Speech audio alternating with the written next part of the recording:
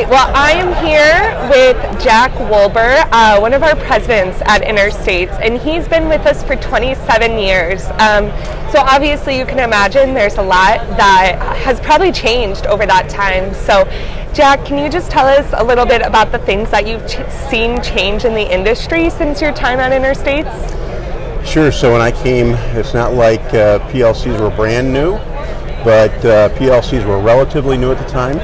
And I think when I came, they were used much more rudimentary. I remember the first job I did one job just so I understood the technology better. And I remember doing that, and it was out in Kansas. And really that PLC was only to replace relays. It had a very limited graphical interface, and it was really to help with the automation to start and stop equipment, basically as a relay replacer.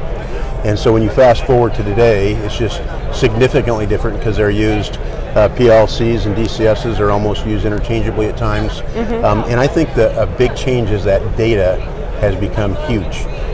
We didn't capture near as much data back in the day, and today we continue to capture more and more data, analyze that data, figure out how to better do the process for our customers. And so I think just the progression of going from a relay replacer type environment, and there was more than that at the time, a little more than that, but that's what a lot of people did, all the way to today where we're taking all that information off the plant floor and sharing it across organizations is the biggest change I think I've seen.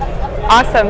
Well, thank you so much for joining us, and you guys can check this out and more on our social media channels. So thanks.